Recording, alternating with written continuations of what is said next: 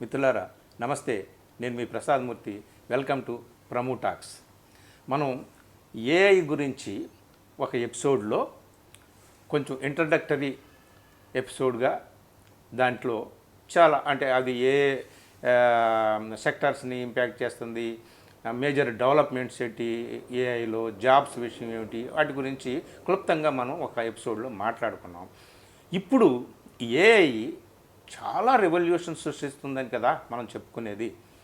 So ఈ artificial intelligence major సెక్టార్స్లో major సెక్టార్స్లో అది విప్లవాలు సృష్టిస్తుంది, లేదా చరిత్ర సృష్టిస్తుంది, అద్భుతాలు చేస్తుంది, మ్యాజిక్ చేస్తుంది, ఏదైనా చెప్పండి.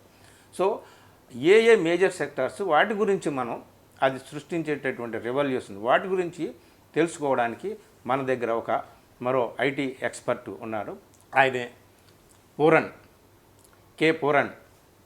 సో ఈయన ఐఐటి ఖడ్గపూర్లో కంప్యూటర్ సైన్స్లో బీటెక్ చేసి లాస్ట్ 17 ఇయర్స్గా ఆయన కంప్యూటర్ సైన్స్ ఇందులో ఐటీ రంగంలో ఉన్నారు. అలాగే 2 స్టార్టప్స్ కూడా నడిపినటువంటి అనుభవం ఉంది. ఈ సాఫ్ట్వేరు వ్యవహారం అంతా కూడా కంప్యూటర్ సైన్స్కి సంబంధించి చాలా స్టడీ చేసినటువంటి వ్యక్తి, మంచి ఎక్స్పర్టు, ఐటీ రంగంలో ఉన్నారు. కాబట్టి ఇప్పుడు జరుగుతున్నటువంటి ఏఐ డెవలప్మెంట్స్ వీటన్నిటి గురించి కూడా ఈ నడిగి మనం తెలుసుకుందాం. ముఖ్యంగా మేజర్ రెవల్యూషన్స్ ఏ సెక్టర్స్లో రాబోతున్నాయి వాటి గురించి మనం అడుగుదాం.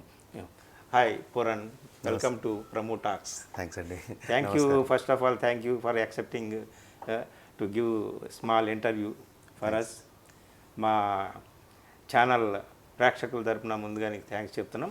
ఇప్పుడు ఈ ఏఐ వస్తుంది, ఆ విప్లవం చేస్తుంది, ఈ అద్భుతం చేస్తుంది, మ్యాజిక్ చేస్తుందని ఇన్ని రకాలుగా చెప్తున్నారు కదా. అసలు ఏమిటి అంటే మేజర్ అసలు ఏ సెక్టర్స్లో, ఏ రంగాల్లో, ఏ ఏరియాల్లో ఏఐ రెవల్యూషన్ అనేటటువంటిది బాగా ఉంటుంది అనేది వాటి గురించి కొంచెం డెప్త్గా తెలుసుకుందాం అని చెప్పేసి మీతో ఈరోజు మాట్లాడుతున్నాను. మేజర్ సెక్టర్స్ గురించి చెప్పండి.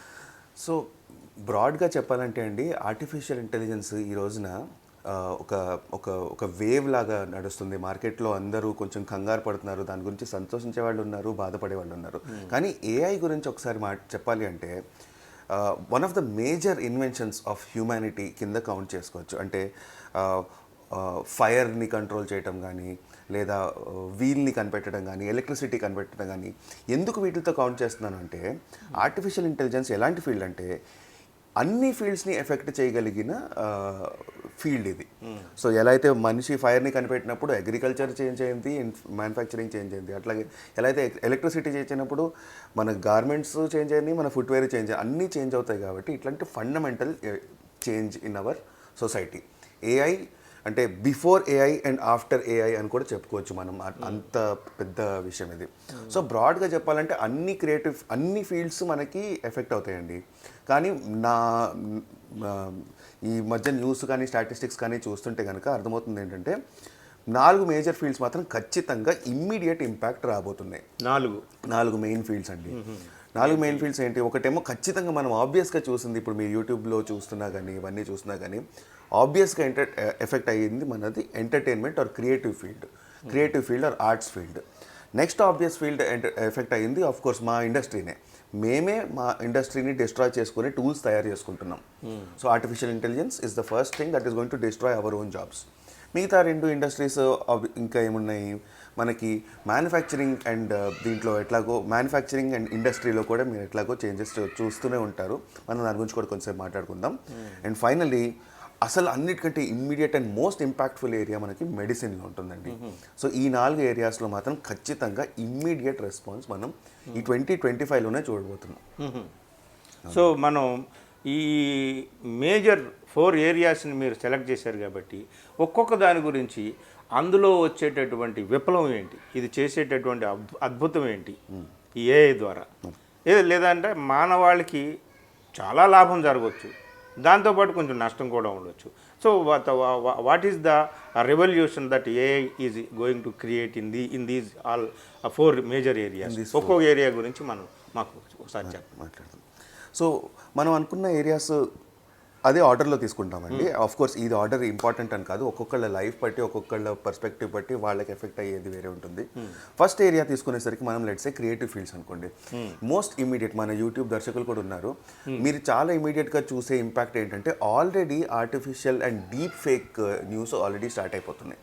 సో ఫ్యాక్ట్ చెకింగ్ అన్నది ఈ రోజున ఎంత ఇంపార్టెంట్ అయిపోయిందో అది మన పొలిటికల్ డైరెక్షన్లో కూడా మనం ఒకసారి ఆలోచించవచ్చు. నిన్న జస్ట్ లాస్ట్ వీక్ రిలీజ్ అయిన గ్రాక్ అనే ఒక సాఫ్ట్వేర్, ఈలాన్ మస్క్ వాళ్ళది, వాళ్ళ సాఫ్ట్వేర్ ఆల్రెడీ ప్రతి సింగిల్ ఫ్యాక్ట్ని ఫ్యాక్ట్ చెక్ చేస్తుంది. అంటే ఫర్ ఎగ్జాంపుల్ మొన్న ఎవరు అడిగారు, ఫర్ ఎగ్జాంపుల్ మన ఛత్రపతి శివాజీ గారు అసలు పేట్రియాటా లేకపోతే మరాఠా సైడా, అసలు ఈ డైరెక్షన్లో మనకు చాలా రకరకాల ప్రాపగండా చూస్తారు కదండి. అవన్నిటినీ కూడా ఫుల్ డేటాతో అనలైజ్ చేసి ఆన్సర్స్ ఇచ్చే పరిస్థితి ఈ రోజున వచ్చేసింది. ఫేక్ న్యూస్కి దారి లేకుండా అయిపోయింది. సో క్రియేటివిటీ గురించి మాట్లాడేసరికి స్క్రిప్ట్ రైటర్లు ఆల్రెడీ యూఎస్లో లాస్ట్ ఇయర్ స్ట్రైక్కి దిగారు. ఆర్టిఫిషియల్ ఇంటెలిజెన్స్ వాడిన స్క్రిప్ట్స్ మీరు సినిమాలు హాలీవుడ్లో తీయకూడదు అని. అలాంటిది ఈ రోజున ఫిల్మ్ మేకర్స్ గిల్డ్ ఏదో అంటారు దాన్ని, FAG అనుకుంటానండి, దాంట్లో మెంబర్షిప్ 70%కి పడిపోయింది ఈ రోజున. స్క్రిప్ట్ రైటర్లకి అవసరం పడిపోయింది. సో ఇమ్మీడియట్ ఇంపాక్ట్ మనం ఆల్రెడీ అక్కడ చూస్తున్నాము, అండ్ మన ఇండస్ట్రీలో కూడా చూస్తున్నాము. మనది అన్రెగ్యులేటెడ్ ఇండస్ట్రీ కాబట్టి మనకి ఇవన్నీ కనపడవు. లేకపోతే కనుక చాలా చిన్న చిన్న ఫీల్డ్స్ అండ్ ఇప్పుడు అవతార్ లాంటి సినిమాలో తీసేసిన గ్రాఫిక్స్ కూడా ఈ రోజున మనం ఆర్టిఫిషియల్ ఇంటెలిజెన్స్తో మన ఇంటిలో మన సొంత బడ్జెట్తో తీయచ్చండి. క్రియేటివ్ ఫీల్డ్లో మాత్రం ఇట్లాంటివి మనకి చాలానే. అంటే మరి క్రియేటివ్ ఫీల్డ్లో నిజంగా ఇట్లాంటి ఆర్టిఫిషియల్ ఇంటెలిజెన్సే మొత్తం అన్ని పనులు చేస్తే అంటే మనిషి క్రియేటివిటీకి ఏమన్నా దెబ్బ తగులుతుందంటారా, లేకపోతే దీనివల్ల మనిషి క్రియేటివిటీ వేరే అదర్ సోర్సెస్లో ఎక్స్పాండ్ అవుతుందా ఏమిటనేది? ఇది మనం వాడుకునే దాన్ని బట్టి ఉంటుందండి. ఇప్పుడు యావరేజ్ క్రియేటివిటీ ఉన్న వాళ్ళకంటే మెషిన్స్ ఖచ్చితంగా బెటర్గా ఉంటాయి. కానీ మనలో ఉన్న బెస్ట్ ఆఫ్ ద ఎవరైతే ఉన్నారో, బెస్ట్ ఆఫ్ ద ఇండస్ట్రీ ఎవరైతే ఉన్నారో వాళ్ళని బీట్ చేయటం ఏ మెషిన్ తరం కాదు ఈ రోజున. అది నాకు తెలిసి ఇప్పుడే కాదు ఎప్పటికైనా ఇది నిలుస్తుందండి. అంటే మనిషి ఫైనల్ కాంట్రిబ్యూట్ చేసే ఫైనల్ వాల్యూని మెషిన్ బీట్ చేయటం ఈ రోజునైతే కనబడట్లేదు. ఏదో ఒక రోజు పలానా రోజు మనిషి కంటే తెలివైన మెషిన్ వస్తుంది, అది మనిషిని క్రియేటివిటీలో కూడా బీట్ చేస్తుంది అన్న రోజు ఇప్పుడప్పుడే మన కనుచూపు మేరలో అయితే లేదండి. అయితే మొత్తానికి సినిమా రంగంలో మాత్రం చాలా విచిత్రాలు అద్భుతాలు AI చేస్తుంది, ఖచ్చితంగా చేస్తుంది. దాన్ని మనిషి ఏ విధంగా వాడుకుంటాడు అనేది మనం చూసుకోవాల్సిందే. ఇప్పుడు అవతార్ లాంటి సినిమాని ఈ రోజున దాంట్లో 1/10 బడ్జెట్లో అంతకంటే బాగా తీయచ్చు. అది చాలా చూడండి, మరి అది రెవల్యూషన్ కదా. నెక్స్ట్ ఇంకొక మేజర్ సెక్టర్, నెక్స్ట్ ఫీల్డ్ చాలా ఆబ్వియస్ ఫీల్డ్ అండి. అండ్ మన తెలుగు ఆడియన్స్కి మన చాలా మందికి ఎవరో ఒకరు తెలిసి ఉంటారు. అమెరికాలో కానీ ఇక్కడ కానీ ఎక్కడో సాఫ్ట్వేర్లో మావాడు ఉన్నాడు, మా పలానా తెలిసిన వాళ్ళు ఉన్నారు అని. ఈ ఫీల్డ్ మాత్రం చాలా ఖచ్చితంగా ఎఫెక్ట్ అవుతుంది. లాస్ట్ 17 years నుంచి ఉన్నానండి ఈ ఫీల్డ్లో. నేను చూస్తున్నాను, నేను జాయిన్ అయినప్పుడు ఆటోమేషన్ పెద్దగా లేదండి. 17 years బ్యాక్ అంటే నేను ఇండస్ట్రీకి వచ్చింది 2007 సుమారుగా. 2007లో అంతగా ఆటోమేషన్ లేదు, కానీ వెస్ట్లో ఎక్కడ ఆటోమేషన్ అవుతుంది ఇవన్నీ వింటా వస్తూ ఉన్నాము. కానీ మేము ఆ టైంలో ఉన్నప్పుడు మేము ప్రతి ఒక్క డెవలపర్కి ఒక టెస్టర్ ఉండేవాడండి. ఈ రోజున అంటే ఒక 5-6 years బ్యాక్ వరకు అయితే ప్రతి ఐదుగురు డెవలపర్స్కి ఇప్పుడు ఒక టెస్టర్ ఉన్నాడు. ఈ రోజున టెస్టింగ్ అన్న జాబ్ లేదు, ఆటోమేషన్కి వెళ్ళిపోయింది. There is no testing job. ఇప్పుడు కూడా మనకు అమీర్పేటలో టెస్టింగ్ రోల్స్ ఇవన్నీ మన కోర్సులు నడుస్తూ ఉన్నా కూడా పెద్దగా ఆపర్చునిటీస్ అయితే లేవండి. రోబోటిక్ ప్రాసెస్ ఆటోమేషన్ అని చెప్పేసి ఇవన్నీ చిన్నగా వస్తూనే ఉన్నాయి. ఆర్టిఫిషియల్ ఇంటెలిజెన్స్ వస్తూనే ఉంది. ఇన్ఫ్యాక్ట్ నేను బీటెక్ చదువుతున్నప్పుడు 2006లో 5లో నాకు ఒక సెమిస్టర్లో కోర్స్ కూడా ఉన్నది. ఆర్టిఫిషియల్ ఇంటెలిజెన్స్ అనేది ఎప్పటి నుండో ఉన్నది. కానీ అది ఈ రోజున మొత్తానికి ఇంపాక్ట్ఫుల్ విధంగా మనకి వచ్చేసింది. సో ఐటీలో జాబ్స్ ఉంటాయా అంటే సేమ్ అండి. కంప్యూటర్స్ వచ్చినప్పుడు బ్యాంకింగ్ జాబ్స్ ఉంటాయా అనుకున్నామా, మధ్యలో పోయాయి. తర్వాత కంప్యూటర్స్ అప్స్కిల్ అయ్యారు, రెగ్యులర్ ట్రైనింగ్తో మళ్ళీ బ్యాంకింగ్ జాబ్స్ వచ్చాయి. ముందు కంటే ఎక్కువ బ్యాంక్స్ ఉన్నాయి, ముందు కంటే ఎక్కువ బ్యాంకర్స్ ఉన్నారు ఈ రోజున.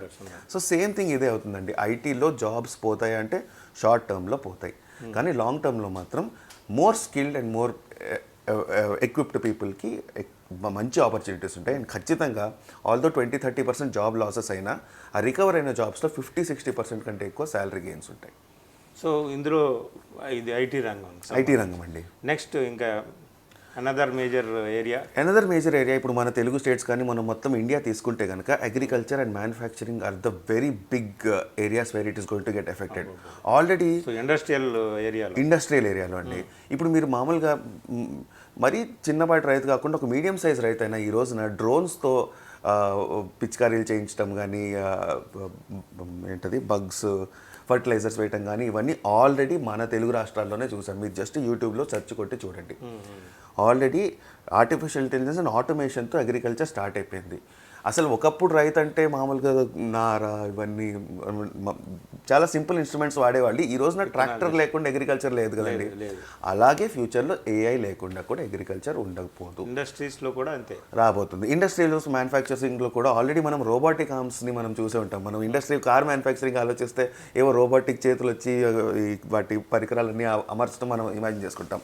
ఈ రోజున దానివల్ల ఇప్పుడు రోజుకి ఒక కార్ మ్యానుఫ్యాక్చర్ చేసేది ఏఐ వల్ల 3-4 కార్లు అదే ఫెసిలిటీ మ్యానుఫ్యాక్చర్ చేయగలుగుతుంది just because of robotic automation. దానివల్ల అగైన్ ఎఫెక్ట్ అవుతుందా ఇండస్ట్రీ అంటే అవుతుందండి ఖచ్చితంగా. హ్యూమన్ ఎక్కడెక్కడైతే ఆటోమేషన్ పాసిబుల్లో అక్కడక్కడ మన జాబ్స్ ఎఫెక్ట్ అవుతాయి. కానీ కొత్త జాబ్స్ ఖచ్చితంగా క్రియేట్ అవుతాయి. ఎందుకంటే యాజ్ అన్ ఇండస్ట్రీ ఎక్స్పాండ్ అవుతుంది, ప్రొడక్షన్ పెరుగుతుంది కాబట్టి దాని రిక్వైర్మెంట్ హ్యూమన్ రిక్వైర్మెంట్ కూడా ఉంటుందండి. సో మొత్తానికి అంటే ఇండస్ట్రీ అండ్ అగ్రికల్చర్ ఏరియాలో కూడా చాలా మేజర్ డెవలప్మెంట్సే రాబోతున్నాయి. షార్ట్ టర్మ్లో మనకి కొంచెం ఇబ్బందులైనా మనం జాగ్రత్తగా అప్స్కిల్ చేసుకోగలిగితే కనుక లాంగ్ టర్మ్లో we are going into time of prosperity, abundance. ఇంకొకటి నాలుగోది ఏదో చెప్పారు కదా, నాలుగోదండి మనం మెడిసిన్లో అన్నామండి. This is my favourite. Of course నాకు డైరెక్ట్గా అవగాహన లేకపోయినా నేను చాలా ఎక్కువ చదువుతానండి. దీంట్లో నా ఫేవరెట్ థింగ్ ఏంటి అంటే మెడిసిన్ అసలు ఒక కొత్త మందు కనిపెట్టాలంటే ఒక పదార్థం నేచర్లో ఇన్నాళ్ళు దొరికితే దాన్ని పలానా పశువుల మీద వాటి మీద రీసెర్చ్ చేసి ఓకే ఇది వేసుకుంటే మీకు బ్లడ్ ప్రెషర్ తగ్గుతుంది, మరి ఇది వేసుకుంటే మీకు షుగర్ రెక్టిఫై అవుతుంది అని ఇన్నాళ్ళు కనిపెట్టేవాళ్ళు. ఈ రోజున ఆర్టిఫిషియల్ ఇంటెలిజెన్స్ ద్వారా ఏమవుతుంది, అసలు ప్రపంచంలో ఎగ్జిస్ట్ అవ్వని ఒక మాలిక్యూల్ని ల్యాబ్లోనే సృష్టించి అసలు అది డ్రగ్గా వాడితే ఈ ప్రాణి మీద ఆర్ ఈ సిస్టమ్ మీద ఎట్లా ఎఫెక్ట్ అవుతుందో అది ఆల్రెడీ ముందే ఎక్స్పెక్ట్ చేసి థౌజండ్స్ ఆఫ్ ఎక్స్పెరిమెంట్స్ని ఎలిమినేట్ చేసి జస్ట్ ఒక 5 మాలిక్యూల్స్ని చెక్ చేయండి రా అని చెక్ చేసిన ఈ రోజున కూడా ఆల్మోస్ట్ ఎవ్రీ సింగిల్ డే ఒక కొత్త డ్రగ్ ఇన్వెంట్ చేస్తున్నారు. ఎవ్రీ సింగిల్ డే ఒక కొత్త డ్రగ్ అండి. జస్ట్ ఇమాజిన్ చేయండి. What use to take 5-6 years to approve one drug is now happening within 1 day discovering that molecule. So మెడిసిన్లో అదే కాదు, మీరు ఆల్రెడీ మన హైదరాబాద్లో ఉన్న అపోలో హాస్పిటల్స్లోనే రోబోటిక్ సర్జరీస్ జరుగుతున్నాయి. లాప్రోస్కోపికే మనకు పెద్ద వింత అనుకున్నాము ఇన్నాళ్ళు. రోబోటిక్ సర్జరీలు డాక్టర్లు అసలు మన దేశంలోనే లేడు, ప్రపంచం అవతల అమెరికాలో ఎక్కడో ఉన్నాడు. అలాంటి డాక్టర్ మనకి ఇండియాలో ఒక సివియర్ పేషెంట్ మీద సక్సెస్ఫుల్గా ఆయన ప్రెజెన్స్ కంటే ఇంకా బెటర్గా రోబోట్స్ ఆపరేట్ చేస్తున్నాయి ఆయన ఆధ్వర్యంలో. సో ఇట్లాంటి చేంజెస్ కూడా అవుతున్నాయండి ఆర్టిఫిషియల్ ఇంటెలిజెన్స్ మెడిసిన్లో మాత్రం. ఇంకా I'm sure we will live a longer and much fruitful lives thanks to this. And ఇంకొకటి నా ఫేవరెట్ పార్ట్ ఏంటంటే జస్ట్ 2 years బ్యాకే ఆల్రెడీ ప్రపంచంలో ఉన్న ప్రతి రేడియాలజిస్ట్ని కూడా బీట్ చేసేసింది మన ఆర్టిఫిషియల్ ఇంటెలిజెన్స్. క్యాన్సర్ డిటెక్షన్లో మనిషి కంటే మెషిన్ బెటర్ ఆల్రెడీ అయిపోయాయి. సో ఇట్లా కొన్ని రంగాల్లో మనిషి కంటే ఆల్రెడీ బెటర్ అయిపోతున్నాయి. కానీ మెడిసిన్ రంగంలో ఇట్లా అయితే కనుక అంతకంటే సంతోషం ఉంది. We can reliable health. భవిష్యత్తులో డాక్టర్స్ అవసరం లేకుండా పోతుంది. ఆ భయము లాస్ట్ 30 years నుంచి ఆ భయం ఉందండి. కానీ ఈ రోజున యాజ్ ఎ డాక్టర్ని రీప్లేస్ చేయొచ్చేమో కానీ ఆ డాక్టర్ ఎక్స్పీరియన్స్ని ఆ హ్యూమన్ టచ్ని రీప్లేస్ చేయటం ఈ మెషిన్స్ వల్ల అది కాదు. సో మొత్తానికి మేజర్ రంగాల్లో ఏఐ సృష్టించేటటువంటి విప్లవం ఏంటి, ఏఐ ద్వారా జరిగేటటువంటి అద్భుతం ఏంటి, మనం చాలా క్లుప్తంగా మనం ఈ విషయాలు తెలుసుకున్నాము మిస్టర్ పూరన్ ద్వారా. లాస్ట్ 17 yearsగా ఐటీ రంగంలో ఆయన అనుభవం అలాగే ఆయన అధ్యయనం అంతా కూడా కలగలిపి మనకి చాలా మంచి విషయాలు క్లుప్తంగా తెలియజేశారు. ఇంకా మనం కొన్ని ఎపిసోడ్స్లో మనం కొన్ని చెప్పుకుందాం, వివరంగా ఇన్డెప్త్ మనం చెప్పుకుందాం. ప్రస్తుతానికి ఇది ఈ మిత్రులారా పూరన్ మనకి మేజర్ ఏరియాస్ ఏమిటి, ఆ సెక్టార్స్ ఏమిటి, ఈ ఏఐ ఇంపాక్ట్ చేసేవి, సో వాటి గురించి మనం తెలుసుకున్నాం. చాలా చాలా ధన్యవాదాలు Puran. Thank you very much. మాకు చాలా మంచి విషయాలు చెప్పినందుకు. థ్యాంక్ యూ అండి. ఇది మిత్రులారా. సో ఏఐ చేసేటటువంటి అద్భుతాలు రకరకాలు. కొన్ని దీని చుట్టూ కట్టుకథలు, ఏవేవో ఊహలు, అపోహలు, భ్రమలు వీటినన్నింటిని కూడా ప్రచారం చేస్తున్నారు. కానీ ఇట్లాంటి యువకులు, ఎక్స్పర్ట్స్ వీళ్ళతో కూర్చొని మాట్లాడుతున్నప్పుడు మనకి ఏఐ ద్వారా ఏం జరుగుతుందో అద్భుతం అనేది దాని మీద ప్రేమ ఎక్కువ ఏర్పడుతుంది. దానికోసం ఇంకా తెలుసుకోవాలనేటటువంటి ఆ నాలెడ్జ్ని ఇంకా పొందాలి దాని గురించి అని. అదేమి మనల్ని కబళించడానికి రాబోతున్న భూతం కాదు. మనిషి తప్పనిసరిగా దాన్ని కూడా తన హెల్పర్గానే వాడుకొని మరింత ముందడుగు, మరింత ప్రగతి సాధించడానికి ప్రయత్నం చేస్తాడని ఆశిద్దాం. Thank you very much. ఈ వీడియో నచ్చితే మిత్రులకు షేర్ చేయండి. Thank you.